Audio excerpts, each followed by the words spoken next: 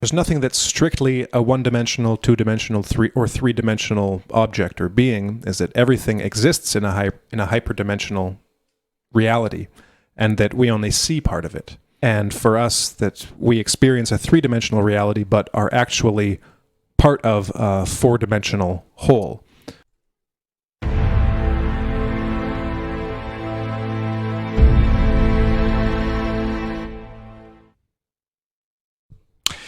Hello, and welcome back to another Mind Matters show.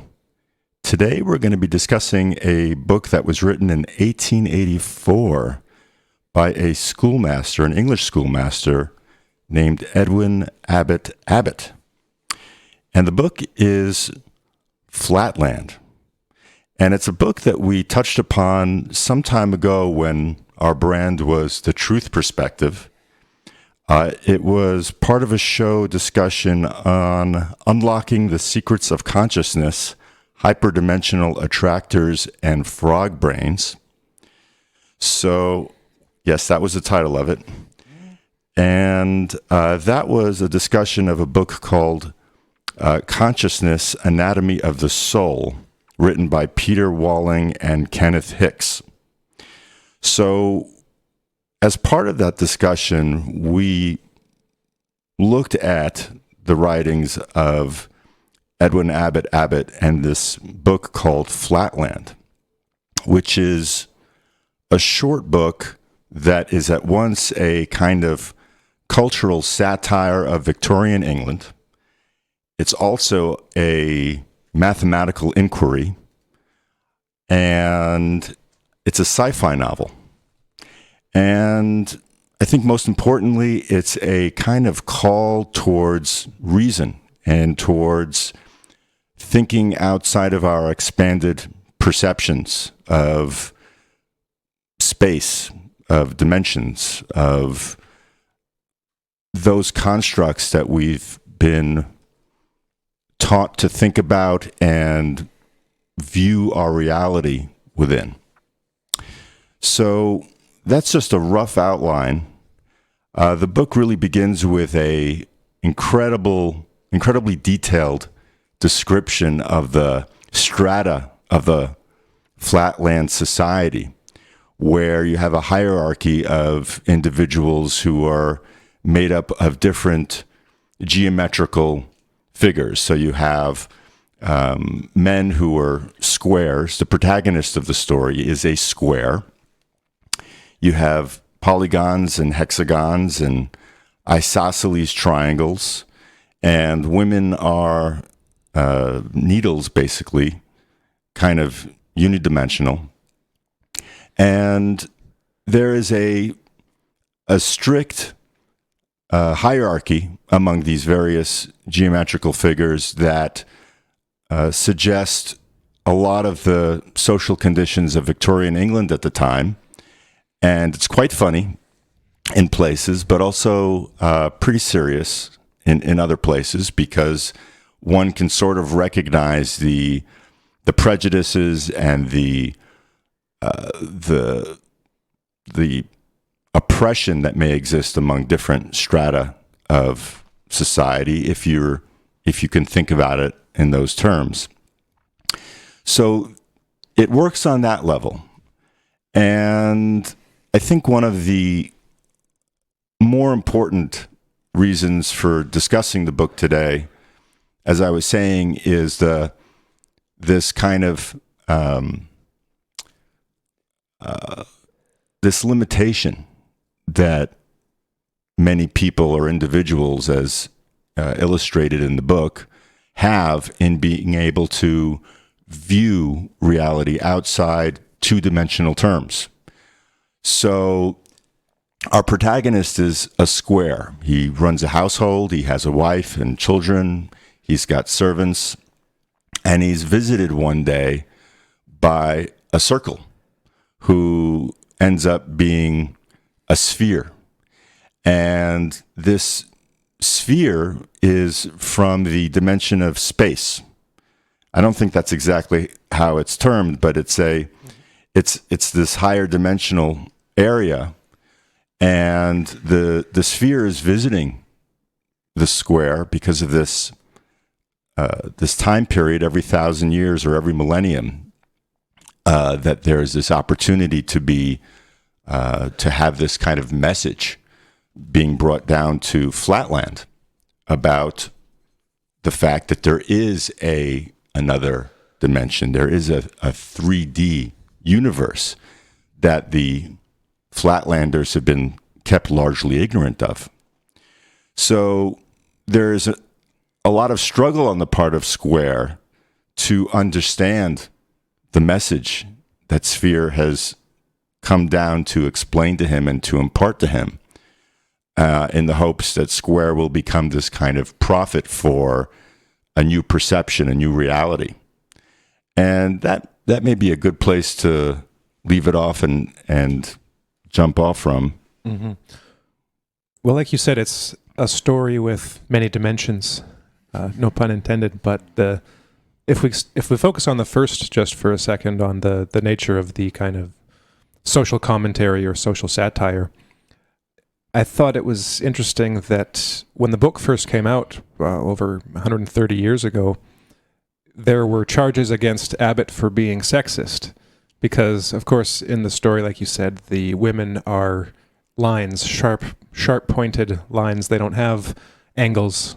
They're not triangles. They're kind of, in a sense, the lowest of the shapes that live in Flatland. And he, of course, depicts them with all of the Victorian era, but not limited to that time or place, kind of stereotypes of women.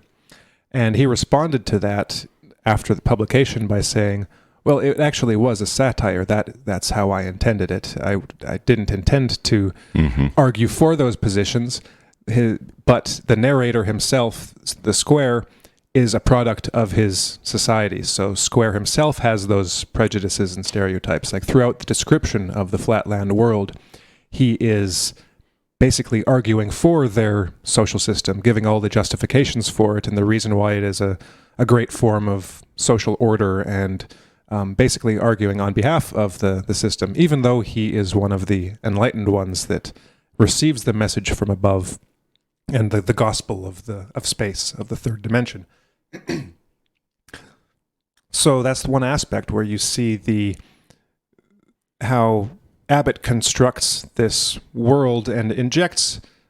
There's no one-to-one ratio for all of the different features of Victorian society, but he manages to inject them into this world in a way that's kind of plausible. So the more facets you have to your shape, the more angles you have, the more edges you have, the higher your status, the higher your class, and the circles, or the ones that that come to approximate the closest to a circle, so they have a very high number of angles, like a polygon with many sides to it. The closer you get to a circle, like and at least to be able to be called a circle, you become part of basically the priestly class, the closest to perfection. And the people on the lower end of the spectrum are these isosceles triangles, or the triangles with irregular angles to them. So they don't have two equal lengthed sides, to them. And these, I believe, those ones were the criminal class, the low class. And there are various comments throughout the book on the nature of the criminal class and how when you're born into that class, you're just going to be a criminal anyways, and a very almost Darwinian eugenicist view of humanity and and social interaction and class warfare. And so the higher classes are always scheming or socially manipulating and socially planning in order to quell any rebellions from below. And there's description of politics in there too, and the nature of social control, the nature of state control, and all of those things. And so when you have this presentation of a specific society, and like you said, he was primarily modeling this on the Victorian era, you have this description of a society. And the kind of moral of the story is that there is a higher world, there is a higher perspective. And once that is, that comes to be imparted to him by this sphere, this three-dimensional being from the higher dimension that comes to him to try to explain. And at first, like you said, he doesn't understand, he can't understand, he ends up physically assaulting this cross-section of the sphere as a circle that appears in his room one day, and has to be physically pulled out of his two-dimensional space to be shown his world in order to finally get it. Mm-hmm. And then for the rest of his life, he tries to remember that vision that he was given of being pulled out of space and then to impart it to others, too, and ends up getting arrested and thrown in prison, and he writes Flatland from prison. I mentioned the eugenicist aspect to it.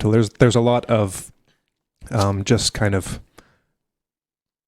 state murder in the story. If you deviate from regularity, you'll be executed. And they have trials where, for instance, in the Squares trial, everyone involved in the trial will then be executed afterwards so that they can't spread what they heard about the trial.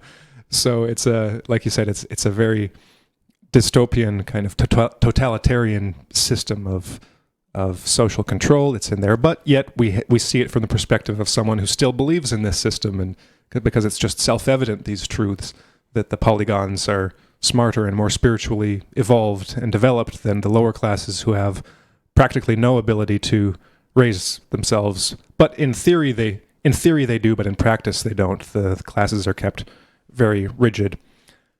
So once there is this reception of a higher knowledge of the nature of reality, the wider nature of reality, forces Square or any inhabitant of Flatland to think outside the square, mm-hmm. and to actually envision the box, to be able to see the box. And that puts the first part of the book into perspective, I think. Because I think one of the goals that Abbott had, or one of the messages in this book, is that it really is, in part, just an allegory or a symbol for the reception of a spiritual message. I don't know if specifically it was probably specifically a Christian message, the receiving of the gospel, and then preaching the gospel, and then being persecuted because of it. It's a fairly standard storyline, but the message that even the Square doesn't fully understand is that his entire society, his entire self-conception and self-image is two-dimensional.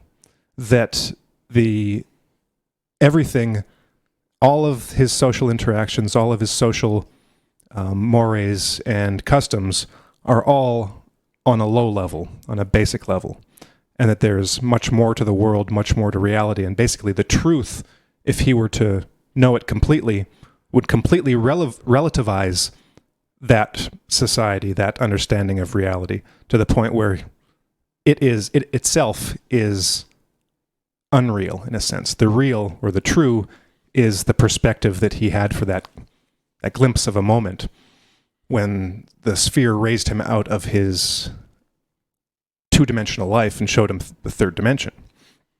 And that's really the state that most of us are in, or that all of us are in. We in our third dimensional reality, with our third dimensional societies and cultures and customs, are just as two-dimensional as they are in Flatland, and we don't see it. We come up with justifications for why specifically maybe our culture is the best, our way of life is the best, things like that, and don't see that we really are the product of a bunch of average people. Every society is the product of a bunch of average people doing an average thing, that there is always a higher level.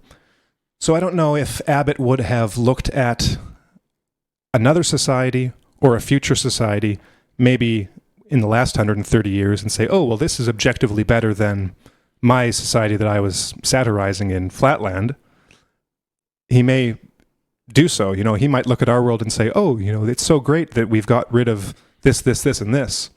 But that doesn't mean that we're that much better. We're different, but we're the same at the same time. Mm-hmm.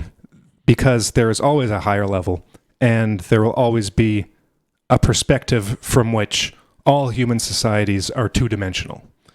And that is in Flatland, the third dimension. So from our perspective, it would be a fourth dimensional reality. And this is something that I think Square even proposes to the Sphere, and the Sphere rejects it. He's like, oh, well, that's ridiculous. Right. I live in space. There's nothing higher than space. Mm-hmm. And again, so that shows that the same applies on each level. So even in the third dimension, this Sphere can't comprehend that there might be four-dimensional space. Well, he later recants a little bit. Yeah. And says, you know what, I misspoke. And occasionally even we get profits from the fourth dimensional space, and we're struggling to understand this higher area. But I wanted to get back to a point you made about what Abbott would think or experience had he lived today, because I think it's a good observation. And as you were mentioning that, Harrison, I was thinking about this recent war, this information and knowledge war that we're seeing regarding intelligent design. And I don't know how aware people are of the fact that there are publications out there that are calling for outright censorship of the science of the writing of and about intelligent design. And this is very interesting to me, and I think is almost a perfect analogy with Flatland. There are scientists or people out there who call themselves scientists who are practicing what Chittick might call scientism, that is really pseudoscience, that don't want us to be thinking about higher dimensional realities that might have had a hand in informing our reality. So that comes to mind. And I wanted to say that it's interesting also that people would put Abbott under fire for his satire, because English literature had a fine tradition of satire. You had Jonathan Swift writing a couple of hundred years prior to Abbott, and putting out essays that were full of satirical information that drove the point home. One of the best writers that we see on Signs of the Times is C.J. Hopkins, whose articles about contemporary fascistic thinking are driven home by some fantastic satire in a way that a more dry and straightforward article doesn't always convey certain thoughts. Maybe to move on to some of the mathematical parts of the story. For those who either didn't listen to our show on the consciousness book, or haven't read Flatland or anything about the four dimensions, a bit of an analogy from Flatland itself might be able to give an idea of what we mean when we talk of a fourth spatial dimension. So in Flatland, it's basically like a sheet of paper or the surface of a liquid. It's a flat surface, and everything that exists on that surface. So nothing has a third dimension to it. So it would be like as if the shapes that you draw on paper had their own existence. So they can't comprehend they can only comprehend two dimensions and can't comprehend stepping out of that third dimension. Now when you have a sheet of paper and you have a sphere, when the sphere passes through that paper, as it does in Flatland, it first appears at a point, and then a small circle, and then the circle grows, and as it completely passes through, the circle then gets smaller and smaller until it disappears. So you have a cross-section of a higher dimensional object, which appears as a two-dimensional object.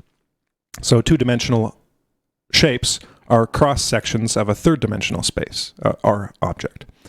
So an analogy in the third dimension would be if you would see a small point appear and then a sphere that's very tiny that gets larger and larger, maybe a beach ball, and then shrinks and shrinks and shrinks till it disappears again. So you'd have this sphere or this point appear from nowhere, grow, shrink, and then disappear.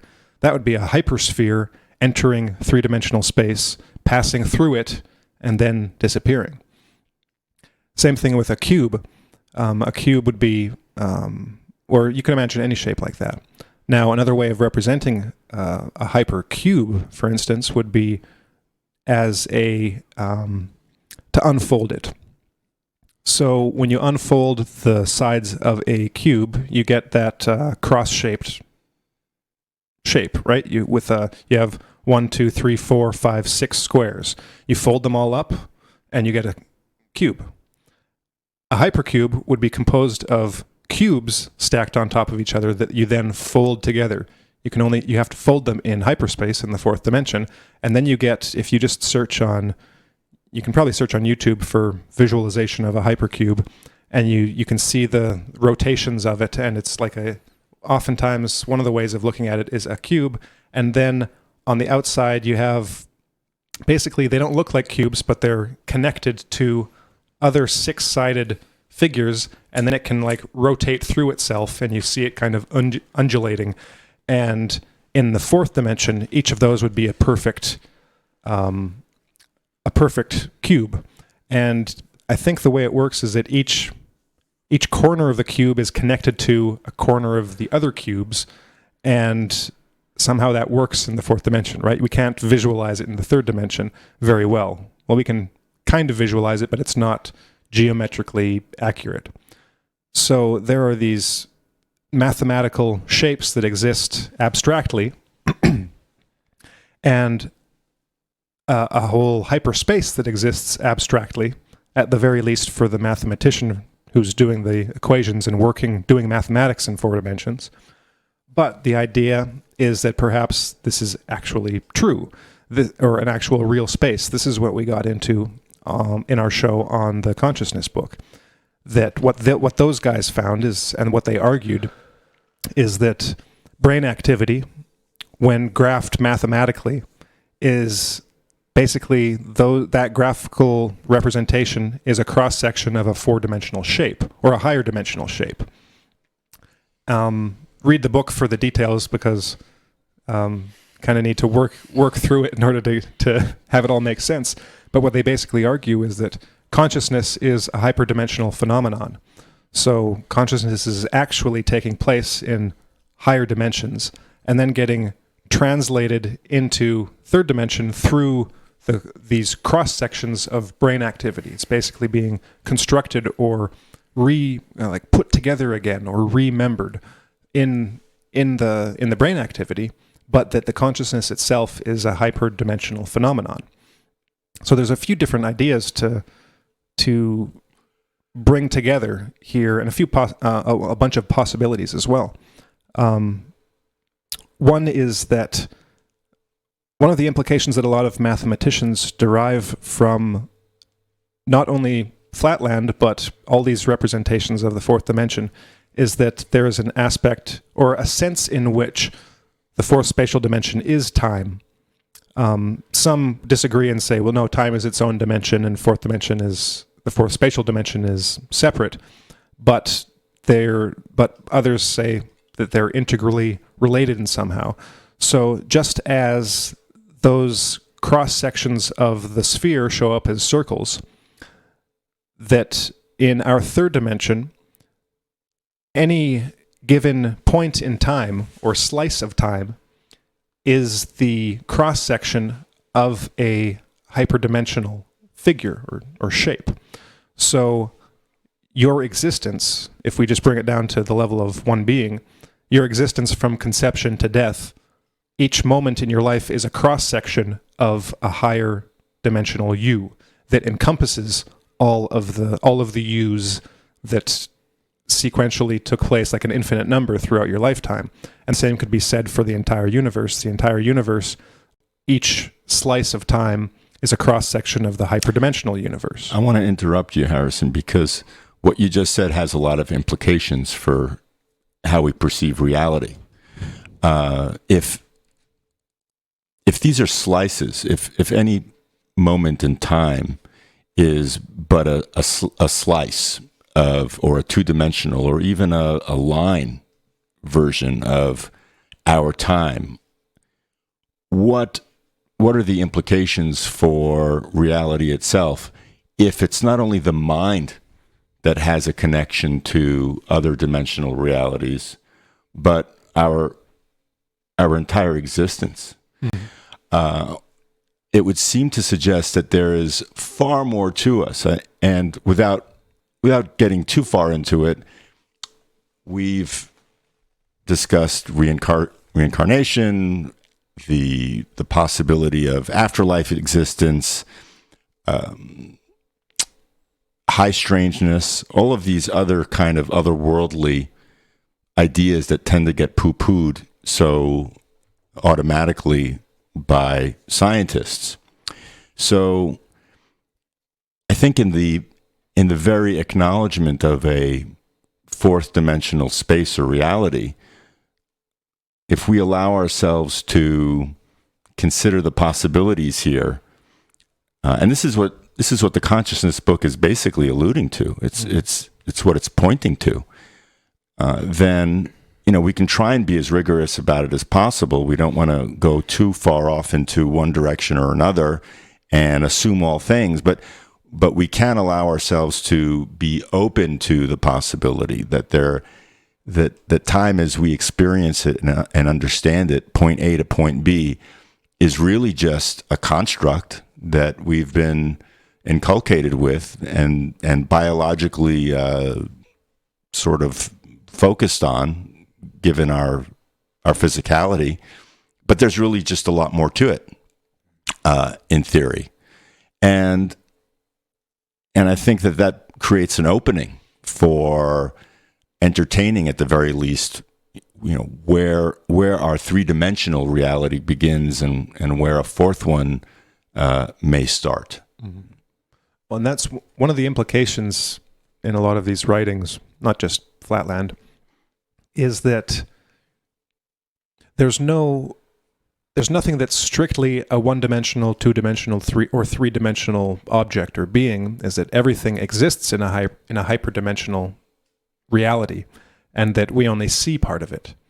So there are no kind of sentient squares, but there might be two-dimensional consciousnesses, for example, that exist in three dimensions, but only experience like a two-dimensional reality. And for us, that we experience a three-dimensional reality, but are actually part of a four-dimensional whole. So there wouldn't be these rigid divisions. Everything is a more or less limited expression of a hyperdimensional whole. So, one of the books that also deals with this, I've got two books here. One is P.D. Ouspensky's Tertium Organum, where he deals with a lot of the fourth dimensional stuff, written in, I think he finished it in like 1915, 14, something like that. So it's about 100 years old. And then another book by Rudy Rucker called The Fourth Dimension, published in 1984, 100 years after Flatland. And Rucker himself was influenced by Flatland. He really liked it as a kid, and then wrote this book about all the mathematics and implications. And it's been years since I read this book, but I still recommend it. It's funny. It's easy to read, and it's got funny diagrams too, like pictures, drawings, to show all of the points. Well, so I randomly flipped it open. Here is what I was talking about with a representation of the hypercube.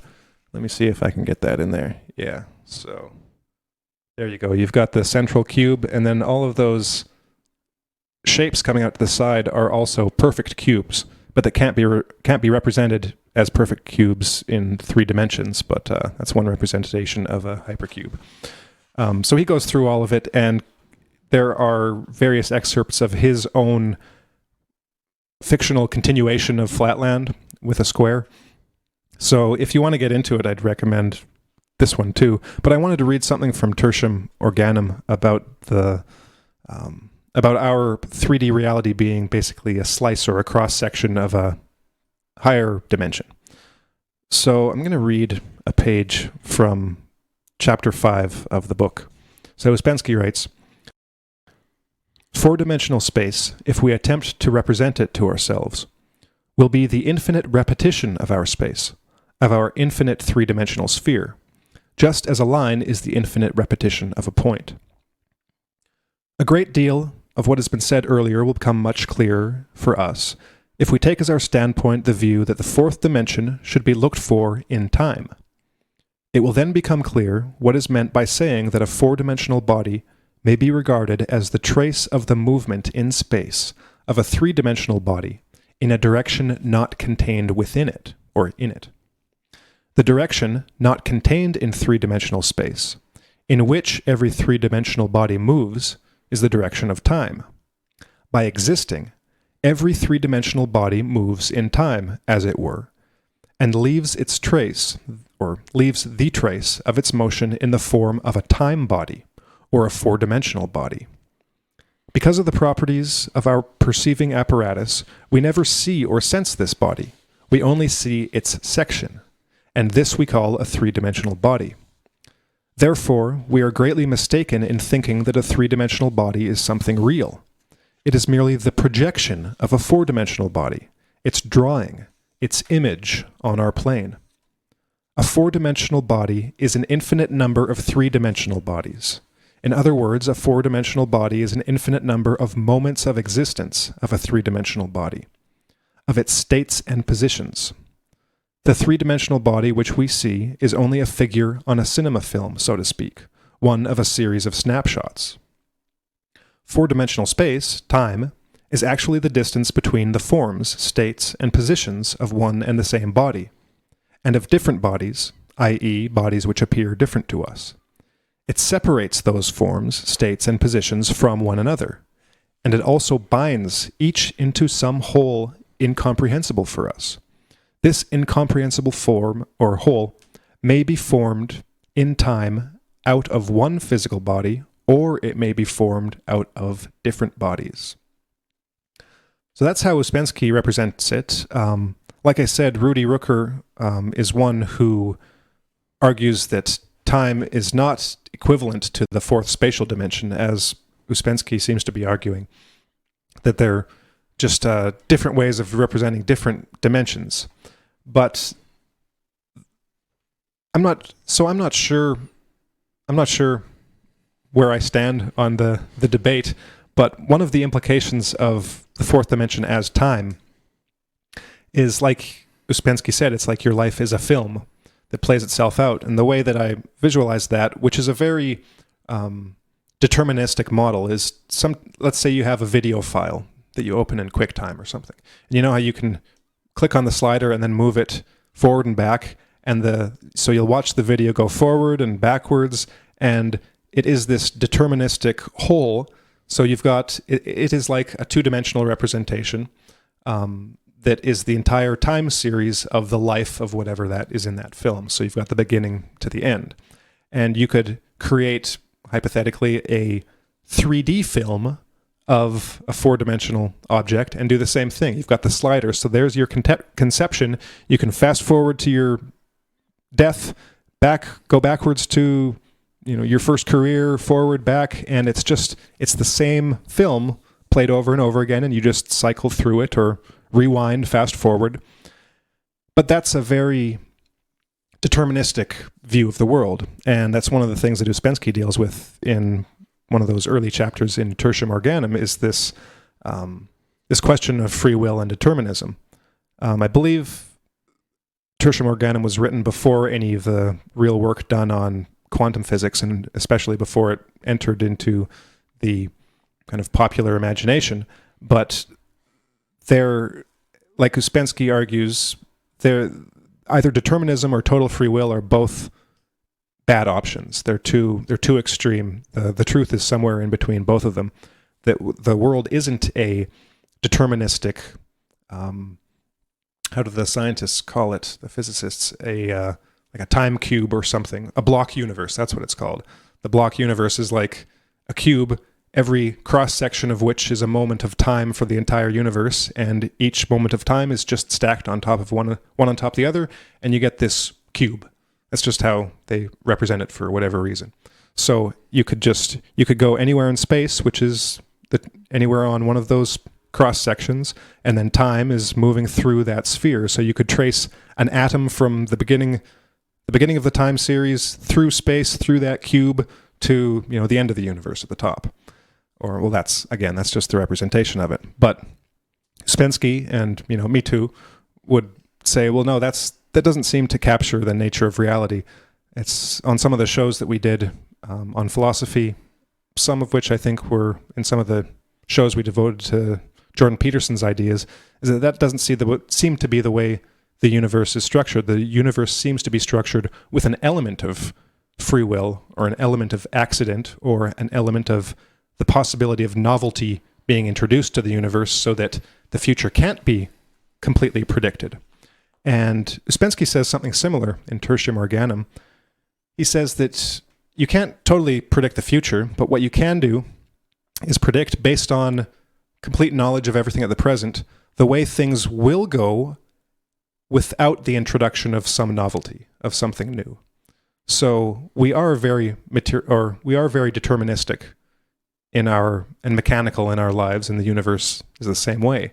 And so we can predict a probable future, and we can predict possible futures, but at every moment there's the possibility of something new being introduced. Mm-hmm. It might be some form of inspiration, something that changes the action we take, where we would have ordinarily, let's say, gone in this direction, but something new comes in to make us choose that direction, which couldn't have been predicted beforehand. Of course, you could predict, if this novel thing comes in, then this person might change and do this instead of that. But you can't predict the novelty. You can't say, oh, well, this novelty will come here. That there is an element of unpredictability in the universe, and a space for free will, for changing the outcome. But things still progress causally. You can make predictions based on what you know, but there's always the room for something you don't know, something new coming in. So thinking about that over these last few days with Flatland, I was wondering about that, because the universe doesn't seem to be a block universe. It doesn't seem to be the future doesn't seem to be set in stone. There seems to be the possibility for new actions and novelty and unpredictable things happening. So how might this be represented in this fourth spatial dimension? What would a hyper-human being look like if the human life is a cross-section of like the time body, as P.D. Ouspensky was putting it? It wouldn't be that there's just me as a zygote and then my dead body, and everything that happens in between is just the inevitable progression of what will happen. So it's not just like a 3D a 3D, what's a file format, like MP4 file. There's something more to it. The way that I kind of see it, at this point at least, is more like the fourth dimension is, there's an aspect of the simultaneity of all of those time periods, all those slices, right? Mm-hmm. But also a simultaneity of all of the possibilities. Mm-hmm. So here's the way things will go for this body if these things happen. And here are all the ways that things might go if this happens, and this, and this, and this. So not only do you just have that one life, all those cross-sections of the one life that you will have lived when you die, but all of the possibilities that might have been, or that might still be if you're not dead.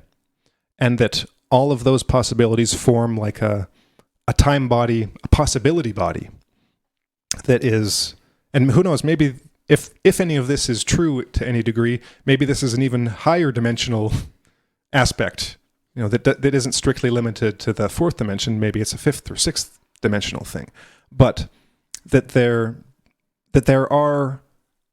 is a whole body of all of the possibilities for any individual, in this case, human being, more than just that one life that you will live. Maybe that one life that you will live is the dominant thread in this web of possibilities, and maybe that's the life you live, and maybe there were all of these possibilities that you could have done, but for whatever reason you never achieved it. And maybe if we look into Flatland, maybe that's the life that all of these Flatlanders are living. It's that one possible life that is just the easy life, the path of least resistance that they take. If nothing new happens, then this is the life you live, and that's the life they live because nothing new happened. And probably more accurately, they didn't allow anything new to come in because of their prejudices, because of their closely held beliefs that they won't let go to, that they don't let go to in their lives. Mm-hmm. And they're so identified with those aspects of themselves, their self-image, their image of their society and their place in that society, that they don't let the things in that would let them break out of that MP4 file and live another one. Mm-hmm. Where maybe they get to experience that glimpse of the third dimension. Mm-hmm. So at least that's the way I'm looking at it at the moment. Well, yeah, I mean, it's really interesting to think about, and it's something that was really on the minds of a lot of very, very intelligent writers and authors like P.D. Ouspensky and Abbott and several others back in the late 19th century and very early 20th century. And it's kind of a shame that that movement towards hypothesizing that a lot of the inexplicable things about human existence that are objectively verifiable, that do happen, the crazy stuff that does happen, trying to find a place for that somewhere in the universe using, mathematics and science, and kind of trying to come up with ways to understand what it means to have more dimensions than what you are consciously able to experience.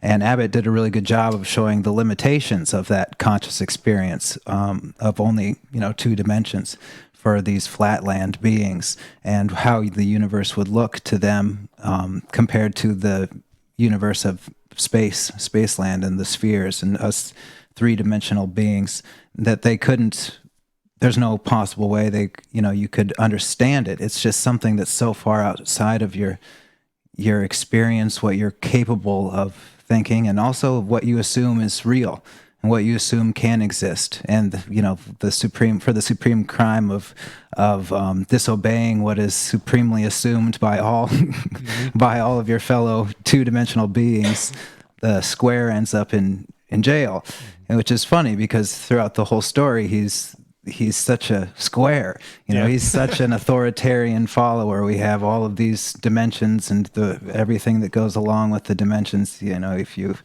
got enough angles, then you're some super guy, and then if you're not, then you're like a lower caste, isosceles triangle type thing. But at the end of the day, is he accepts the truth, and then he feels like it's his duty to try and inform his grandson, and then pretty soon he ends up in jail and imprisoned. And it's fairly, I like that analogy, especially for just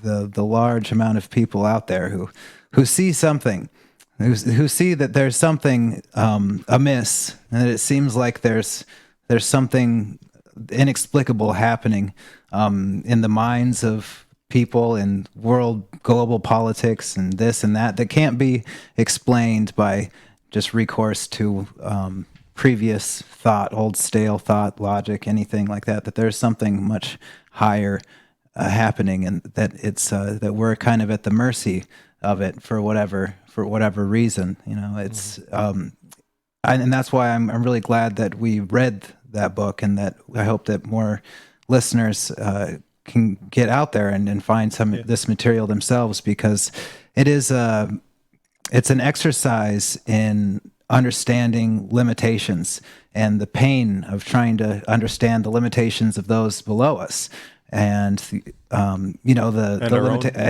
our own limitations. And it's kind of seeing like, we kind of behave like we have the similar mental prison that the Flatlanders do.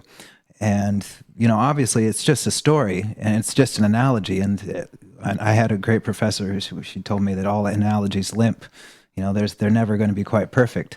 But when you look at it in terms of what's just going on in our daily lives and what's been happening throughout history, I mean, there's how many countless people have said there's something there's something terribly amiss with what and that's where satire comes into play, right? It's just satirizes our stale assumptions about the world, and now more than ever we need more satirical glimpse at the stupidity of so many of our assumptions. Well, the struggle of the square, even as the sphere was explaining things to him, and his railing against all of the sphere's explanations as to how there could be this three-dimensional space, is explained with a lot of sympathy in some ways, I think. And it's interesting that in some ways, Square was also in the position of Sphere by visiting the lower dimensions in his dreams and trying to convey to this, I think it was Lineland and Pointland, these two even lower dimensions, that there was in fact a Flatland, or in the best way that he could explain it. And there's a wonderful description of how the king or president of Pointland was completely living within his own reality and couldn't possibly allow for any other explanation except for those that he had given himself. And you just carry this analogy one step further. And so you're seeing how this type of narrow thinking exists on all of these levels until, as we mentioned earlier, Square says, well, if there is a third dimension of space, then there must be a fourth dimension of space. And it's as though his perceptions have been completely blown open. And it's interesting also that Abbott has additional visitations by Sphere and of the Square's visitations to the lower levels through his dreams, which is a suggestion that his consciousness is doing other things, is going to other places or areas. And the suggestion is that there is something more to consciousness and learning that exists when we dream and when we're not in our conscious state necessarily. But I did want to get back to that idea that there is a thought police regarding these areas of pursuit that we've, and this has been brought up on the show previously with scientists such as Rupert Sheldrake, most recently, and the large numbers of articles and things that have been put out there to squelch his ideas of just how broad consciousness can be. Wilhelm Reich in the 30s and 40s, I mean, you had governmental organizations persecuting him because of his studies into consciousness and technology that suggested other somethings, otherness. I mean, it was just he was limited, and there are all sorts of stories. There in the fields of medicine, there are ideas that are being suppressed that I'm sure many of us are familiar with. So this oppressive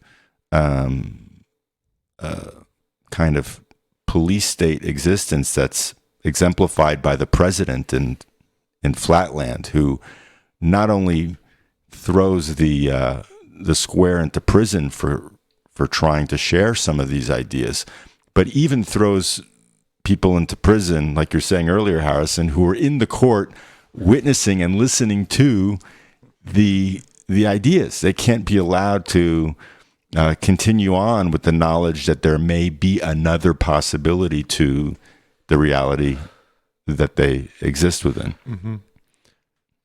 There are just a few final ideas I want to try to formulate. One is that it seems this dimensional way of looking at things has resonance with the idea that you can only see really your own level of consciousness or your own dimensional level and those below. But what is below can't comprehend what is higher.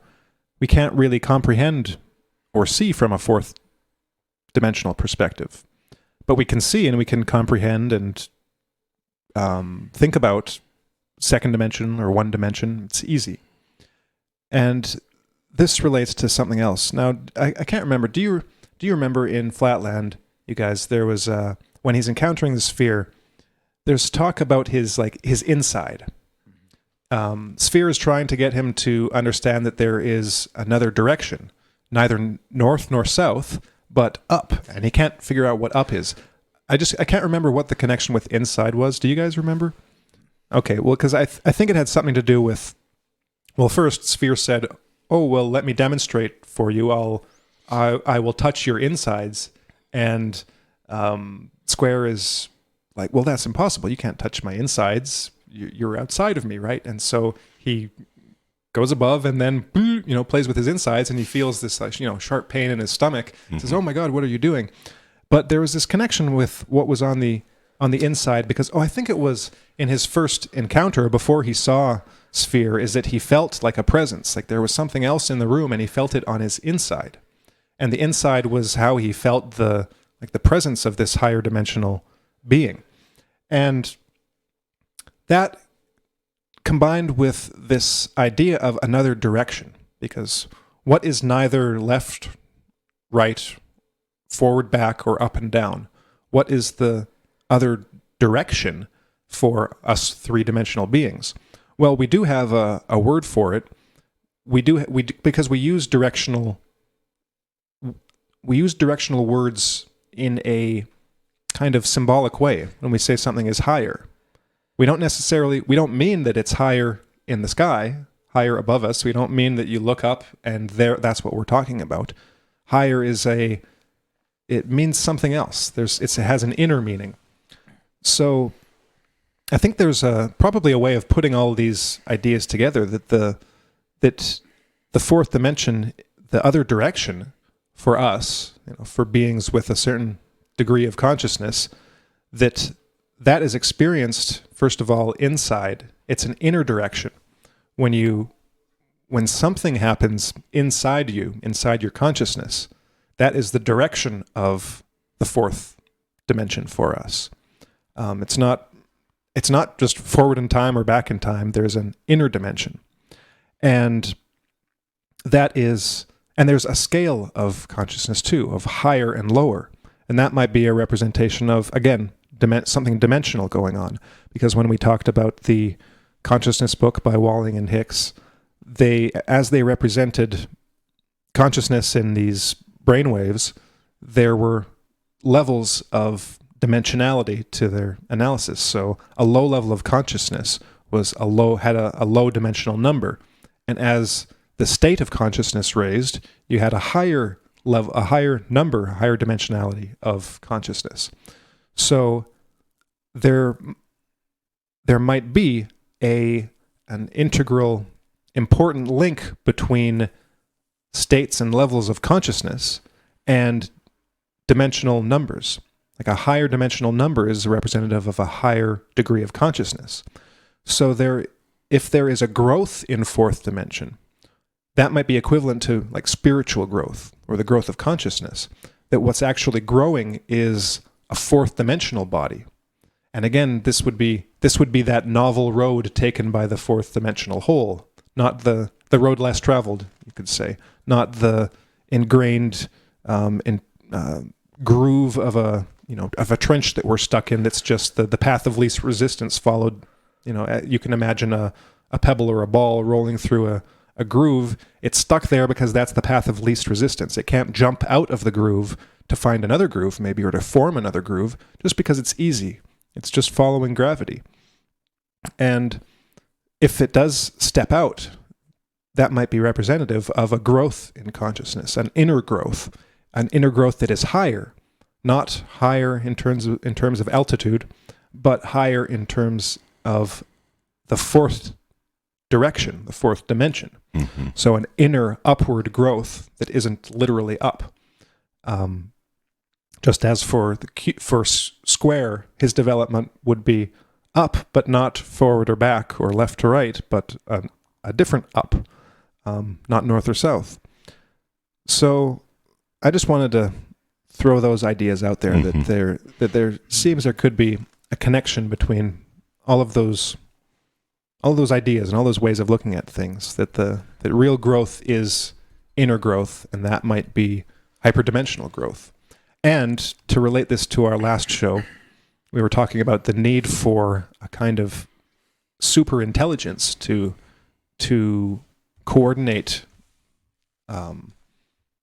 the progressive evolution of life itself and the totality of life.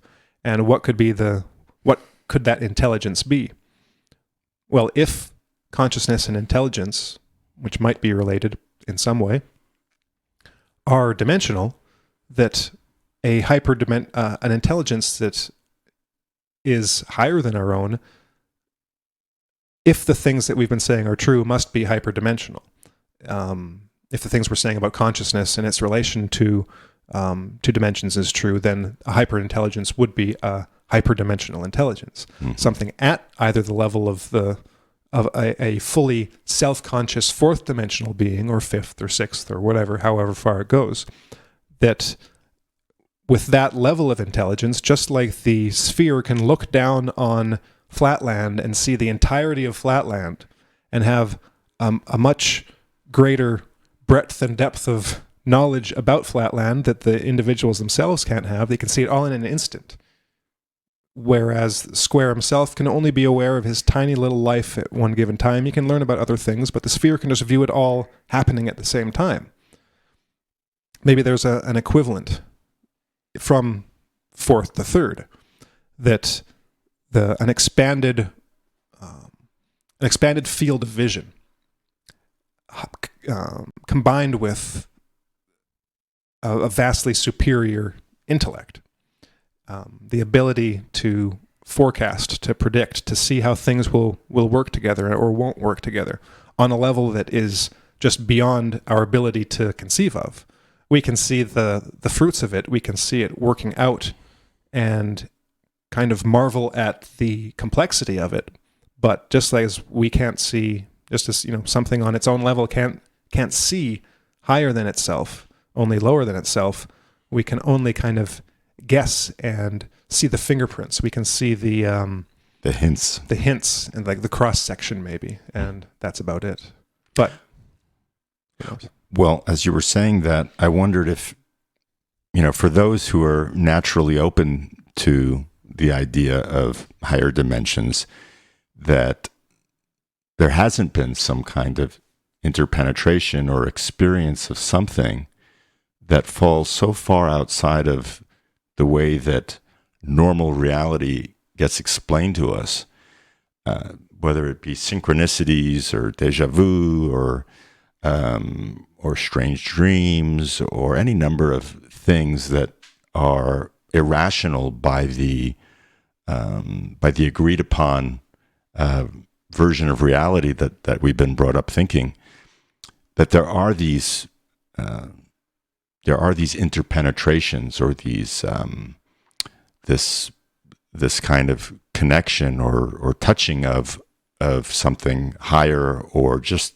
plainly different, that is so inexplicable that once that contact has been made, then the opening and the awareness of things that may or may not be connected to it, and the explanations, like the fourth dimension, like tertium organum, and any number of other texts that we've been looking at and discussing.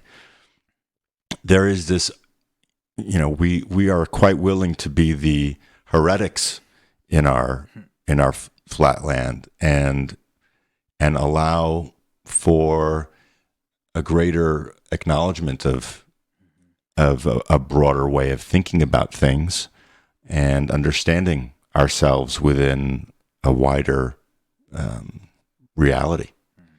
So, well, if that's everything, guys, we're going to say goodbye. We are glad you joined us today, and we look forward to seeing you again next week. Thanks for listening.